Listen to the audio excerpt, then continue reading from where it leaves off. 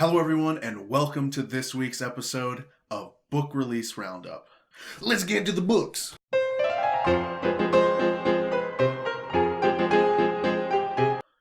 So Morningstar is book 3 of the Red Rising trilogy.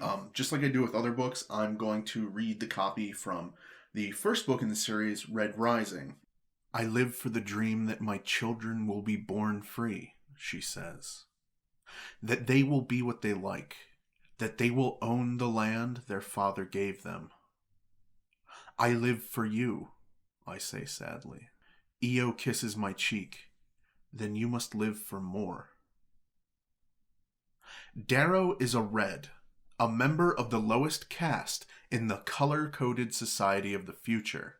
Like his fellow Reds, he works all day, believing that he and his people are making the surface of Mars livable for future generations. Yet, he spends his life willingly, knowing that his blood and sweat will one day result in a better world for his children.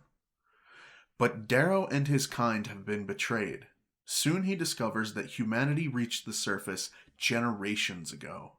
Vast cities and lush wilds spread across the planet. Darrow, and Reds like him, are nothing more than slaves to a decadent ruling class. I started following him on social media after the 2015 Phoenix Comic-Con. Since I'm a writer, I tend to always go to the writing panels that they have there at that convention, and Pierce was one of the people I saw for the first time there. What usually happens in those cases is I listen to an author speak, and I eventually get a sense of who they are as a person, and usually that, for me, translates into buying their books. It just so happens that up until now I haven't had a chance to read one of Pierce's books. I see really interesting stuff from him on social media. I think that this idea sounds really good. I like it. It looks really interesting. I'm definitely going to go back and check out Red Rising. And if you've already read his other books, I would highly recommend picking up Morningstar. Just on this idea alone. And I don't read the copy on some of the sequel books because I don't want to be spoiled eventually, because I am going to read it. So pick it up.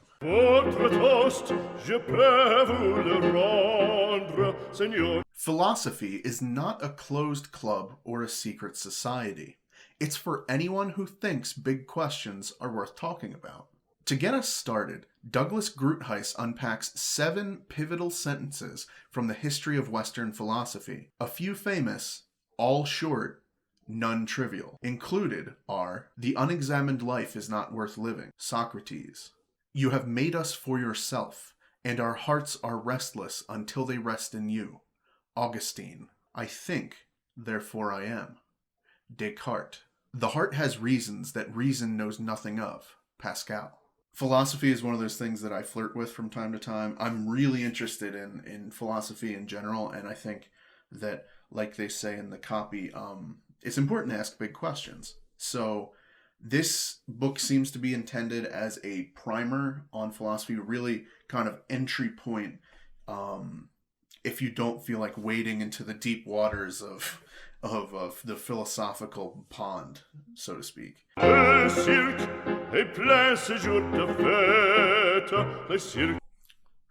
In other words, is a revelation. It is at heart a love story of a long and sometimes difficult courtship, and a passion that verges on obsession, that of a writer for another language. For JHUMPA LAHIRI, that love was for Italian, which first captivated her and capsized her during her trip to Florence after college. Although Lahiri studies Italian for many years afterward, true mastery always eluded her. Seeking full immersion, she decides to move to Rome with her family for, quote, "a trial by fire, a sort of baptism," end quote, into a new language and world. There, she begins to read and to write, initially in her journal, solely in Italian. In other words, an autobiographical work written in Italian investigates the process of learning to express oneself in another language, and describes the journey of a writer seeking a new voice.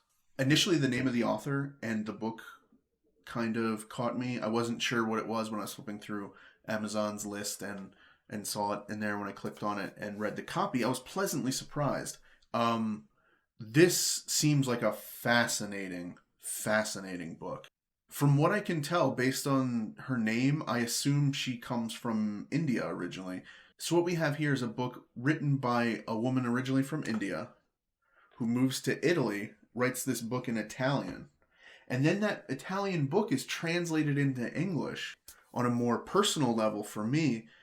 Having her be a writer, and then also, I can't imagine, like, I'm a writer myself, and thinking about trying to write my work in a language that was not initially my own, it seems incredibly daunting. So I just can't imagine what that must be like for her. So I would highly recommend this book. I'm going to be buying this book when it comes out. It may show up on a Fevered Book Review. I don't know. This book looks fascinating. I'm definitely going to get it. Probably fireworks, because the Super Bowl is happening right now. But I don't care. More fireworks. L'amour Ghosts are everywhere. Not just the ghost of Mama in the woods, but ghosts of us too. And what we used to be like in those long summers. Amber Alton knows that the hours pass differently at Black Rabbit Hall, her London family's country estate, where no two clocks read the same. Summers there are perfect, timeless. Not much ever happens. Until, of course, it does.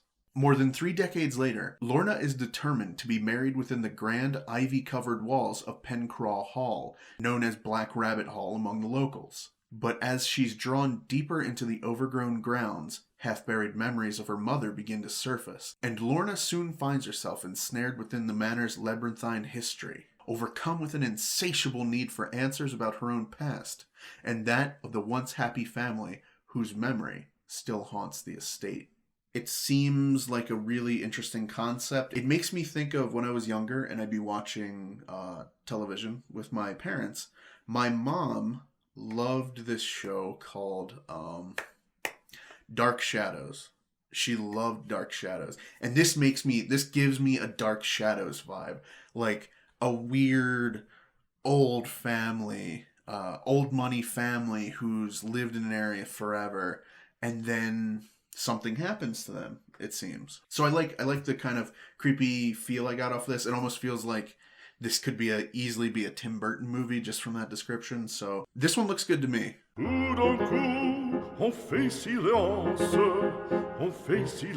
In this rich, irreverent, and compelling history, Nobel Prize-winning physicist Steven Weinberg takes us across centuries from ancient Miletus to medieval Baghdad and Oxford. From Plato's Academy and the Museum of Alexandria to the Cathedral School of Chartres and the Royal Society of London. I'm just going to have to do an aside real quick because, show of hands, who's still mad about the burning of the Library of Alexandria? This guy is. He shows that the scientists of ancient and medieval times not only did not understand what we understand about the world, they did not understand what there is to understand or how to understand it. Yet, over the centuries, through the struggle to solve such mysteries as the curious backward movement of the planets and the rise and fall of the tides, the modern discipline of science eventually emerged.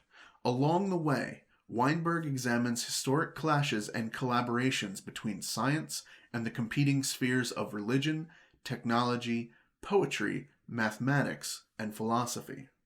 I think it's a good thing to have as much science education as possible because a more informed population will be able to make better decisions about the world that affects all of us. I would probably recommend this book. I'm interested to see what it will actually talk about when it gets into it a bit. So I'm going to probably check this one out.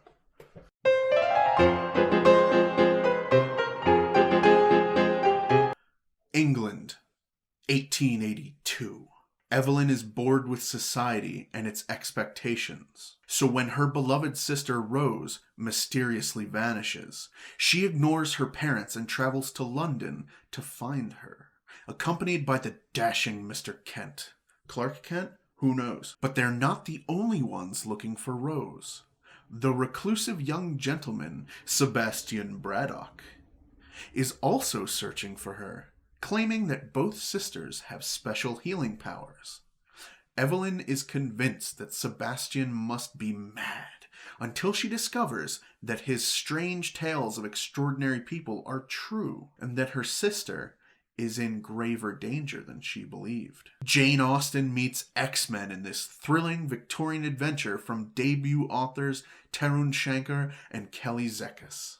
I think this is a wonderful idea. I have never read much of I believe these kind of books, like the era is called Regency. I haven't read any of them yet. I do have one of Mary Robinette Cole's books that I haven't read yet. It's in one of her series, and I think she writes in periods like this. So I'm not against reading this type of fiction.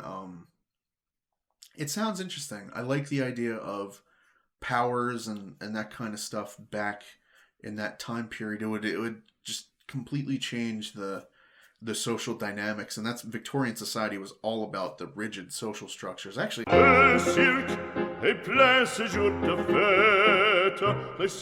falling in love is a thrilling, transcendent experience. But what about staying in love? Once the intense excitement of a new relationship starts to fade, you may think your only options are to somehow recapture that early magic, or settle for a less than fulfilling love life. Now, love, sex, and relationship expert Laura Berman, PH.D., taps the latest scientific and metaphysical research to offer an inspiring alternative, a higher level of love beckoning you to move forward, not backward. Using the essential truth we've learned from the study of quantum physics, the fact that at our molecular core, each of us is simply a vessel of energy, Dr. Berman explains how you can use what's happening in your inner world to create a level of passion, connection, and bliss in your relationship that you've never imagined possible. All right, first thing. Not every book that I'm going to show in the book release roundup will be a book that I will be personally reading or that I even personally agree with. There's been quite a few so far that I've run across in just looking up for this in the last episode that I don't care for. This would be one of them. Let me give you some reasons. Reason number one, this is, as Dr. Michael Shermer would say, woo. Woo-woo. Now, the book itself, I'm sure there's going to be some tips in it. There'll be some interesting things, and there will be things that you can actually put into practice. This is like Deepak Chopra type stuff. I'm sure that there's going to be valuable information in this book. There will probably be some techniques that anyone could use to improve their relationships with people. But the fact that it's wrapped in weird, spooky language and you put this quantum wrapper around it so people think it's, it's something other than what it is, which is just another gussied up self-help book. Look, if this isn't my thing. If this is your thing, check it out. The link's going to be down below. But I'm going to move on before I have an aneurysm. Votre toast, je peux vous le rendre, Seigneur. Tout d'un coup, on fait silence, on fait silence. When Andrew Offutt died, his son Chris inherited a desk, a rifle, and 1,800 pounds of porn. 1,800's a lot. Andrew had been considered the, quote, king of 20th century smut, end quote, a career that began as a strategy to pay for his son's orthodontic needs and soon took on a life of its own, peaking during the 70s when the commercial popularity of the erotic novel was at its height. Over one long summer in his hometown, helping his mother move out of the house, Chris began to examine his deceased father's possessions and realized he finally had an opportunity to come with grips with the mercurial man he had always feared but never understood. Offutt takes us on the journey with him, showing us how only in his father's absence he could truly make sense of the man and his legacy. If you're anything like me, that title grabbed you instantly. I'm sure when the title card came up, you're like, oh my God, what's this about? My Father the Pornographer? And you had like 30 different images snap through your head. The subject of pornography in our culture tends to be an inherently taboo one. And just having the word pornographer in the book title will probably draw this author some flack in this country. For me, this is a really interesting look at a side of life that you never see too much. You don't really see much from creators of this type of content in media. And this is kind of a backdoor view into that. And not only that, but it's through the lens of this man's son. And it brings in an interesting dichotomy between work and family life that seems like they had a very odd family life. So I'm definitely going to be getting this book and reading it. Before we move on to the honorable mention this week, I just wanted to take a moment and give you a special entry today. Valentine's Day is right around the door, so I have a special Valentine's Day pick for all of you.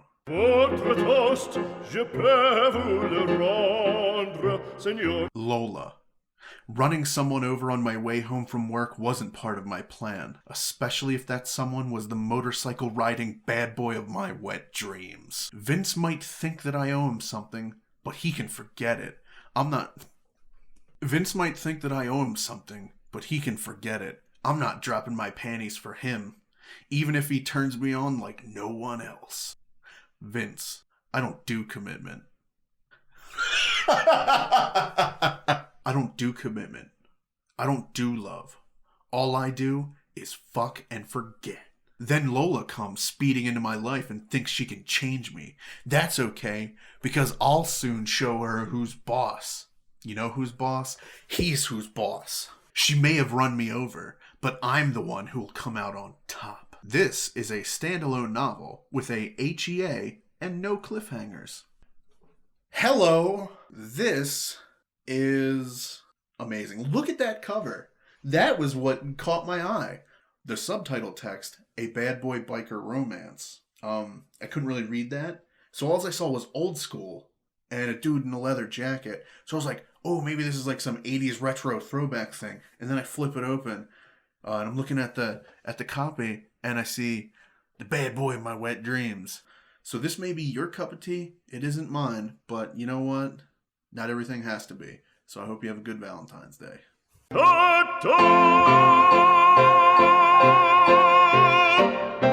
With about 2 million tortoiseshell cats in the United States, these special felines tend to be strong-willed, a bit hot-tempered, and often very possessive of their humans. Other words used to describe torties are fiercely independent, feisty, and unpredictable.